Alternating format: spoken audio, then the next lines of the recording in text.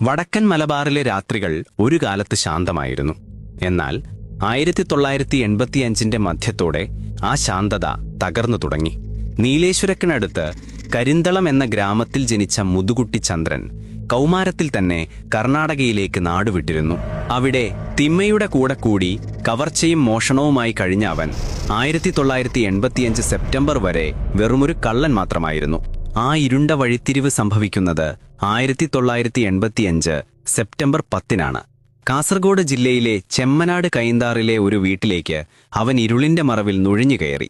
വീട്ടിലെത്തിയ ശേഷം ഉറങ്ങിക്കിടന്നിരുന്ന രമണി എന്ന സ്ത്രീയെ കണ്ട നിമിഷം അവന്റെ ലക്ഷ്യം മാറി.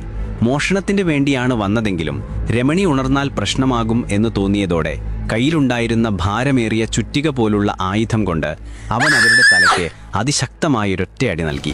ചുറ്റികയുടെ ആഘാതത്തിൽ തലയോട്ടി തകർന്നു. രമണി ബോധരഹിതയായി.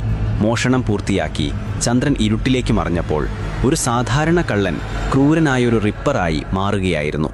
കൃത്യം ഒരു മാസത്തിനു ശേഷം ഒക്ടോബർ 10-ന് ചന്ദ്രന്റെ ക്രൂരത അതിന്റെ പാരമ്യത്തിലെത്തി.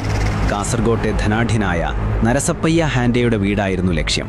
വീടിനുള്ളിൽ കിടന്ന ചന്ദ്രൻ ഉറങ്ങിക്കിടന്ന ഹാൻഡെയുടെ തലയ്ക്ക് തൂമ്പാക്കോൽ പോലുള്ള ആയുധം കൊണ്ട് ആഞ്ഞു വീശി. ഒരു ശബ്ദം പോലും ഉണ്ടാക്കാൻ കഴിയാതെ ഹാൻഡെ തൽക്ഷണം മരിച്ചു. അടുത്ത മുറിയിൽ കിടന്നിരുന്ന സഹായി വിശ്വനാഥനെയും അവൻ അതേ നിഷ്ഠുരതയോടെ തലക്കടിച്ച് കൊലപ്പെടുത്തി. മരണം ഉറപ്പുവരുത്തിയ ശേഷം മുറിയിലുണ്ടായിരുന്ന ഇന്ദിര എന്ന സ്ത്രീയെയും ആക്രമിച്ച ശേഷം ആഭരണങ്ങളും പണവും കവർന്ന് അവൻ അപ്രത്യക്ഷനായി. ഇന്ദിര മരണത്തെ അതിജീവിച്ചെങ്കിലും ഈ ഇരട്ടക്കൊലപാതകം കേരളത്തെ ഭീതിയിലാഴ്ത്തി. തുടർന്നുള്ള മാസങ്ങളിൽ വടക്കൻ മലബാറിലെ ജനങ്ങളുടെ ഉറക്കം നഷ്ടപ്പെട്ടു. ഹൈവേയോടും റെയിൽവേ പാതയോടും ചേർന്ന അടച്ചുറപ്പില്ലാത്ത വീടുകൾ അവന്റെ ചുറ്റിക വീഴുന്ന അടുത്ത ഇരയെ കാത്തുനിന്നു. അന്വേഷണത്തിനിറങ്ങുന്ന പോലീസുകാർ പോലും ഭയപ്പെട്ട് തങ്ങളുടെ ഭാര്യയെയും മക്കളെയും കൂടെ കൂട്ടി. അങ്ങനെ ഏകദേശം 14 പേരെ കൊലപ്പെടുത്തിയ ശേഷം 1986 ഫെബ്രുവരി 11-ന് കണ്ണൂരിലെ പറശ്ശിനി കടവിൽ നടന്ന ആക്രമണമായിരുന്നു അവന്റെ അവസാനത്തെ കുറ്റകൃത്യം. പിന്നീടാണ് പോലീസിന് ആ നിർണായക വഴിത്തിരിവ് ലഭിക്കുന്നത്. കേസ് അന്വേഷണത്തിനിടെ ലഭിച്ച വിരലടയാളം സാധാരണ ക്രിമിനൽ രേഖകളുമായി ഒത്തുനോക്കിയിട്ടും ഫലമുണ്ടായില്ല.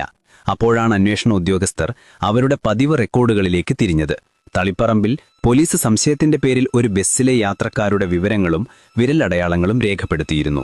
ആ പരിശോധനാ ലിസ്റ്റിലെ ഒരടയാളം കൊലപാതക സ്ഥലത്തു നിന്നും ലഭിച്ച വിരലടയാളവുമായി അത്ഭുതകരമായി പൊരുത്തപ്പെട്ടു. ആ അടയാളം മുതുകുറ്റി ചന്ദ്രന്റേതായിരുന്നു. നിമിഷനേരം കൊണ്ട് പോലീസിന്റെ മനസ്സിൽ ഒരു തീപ്പൊരി മിന്നി.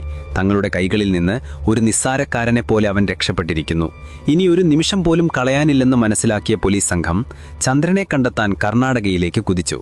നീണ്ട അന്വേഷണത്തിനൊടുവിൽ 1986 ഫെബ്രുവരി 27-ന് കർണാടകയിലെ ചിക്കമംഗളൂരുവിൽ വെച്ച് പോലീസ് അവനെ അറസ്റ്റ് ചെയ്തു. വർഷങ്ങൾ നീണ്ട നിയമ നടപടികൾക്കൊടുവിൽ കോടതി അവനെ വധശിക്ഷയ്ക്ക് വിധിച്ചു. അവന്റെ ചെയ്തികൾ അപൂർവങ്ങളിൽ അപൂർവം എന്ന് രേഖപ്പെടുത്തി. രാഷ്ട്രപതിയുടെ ദയാഹർജി തള്ളിയ ശേഷം ആ അന്ത്യനിമിഷം കുറിക്കപ്പെട്ടു. 1991 ജൂലൈ 6-ന് പുലർച്ചെ കണ്ണൂർ സെൻട്രൽ ജയിലിൽ അവനെ കുളിപ്പിച്ച് പുതിയ വസ്ത്രം ധരിപ്പിച്ചു. ആരാച്ചറില്ലാത്തതിനാൽ ജയിൽ സൂപ്രണ്ട് NP കരുണാകരൻ ആ ദൗത്യം ഏറ്റെടുത്തു. കഴുമരത്തിലേക്ക് നടക്കുന്നതിനു മുമ്പ് അവസാനമായി ഒരു ഗ്ലാസ് ചായ കുടിക്കണമെന്ന് അവൻ ആഗ്രഹം പ്രകടിപ്പിച്ചു. അത് സാധിച്ചു. ശാന്തമായ മുഖത്തോടെ അവൻ കഴുമരത്തിലേക്ക് നടന്നു. സൂപ്രണ്ട് തൂക്കിലേറ്റാൻ തയ്യാറായപ്പോൾ റിപ്പർ ചന്ദ്രൻ ശാന്തമായി പറഞ്ഞു, "ഞാൻ തയ്യാറാണ് സാർ." ആ നിമിഷത്തോടെ കേരളത്തിൽ അവസാനമായി വധശിക്ഷ നടപ്പിലാക്കിയ ആ കൊടും കുറ്റവാളിയുടെ കഥയ്ക്ക് തിരശീല വീണു.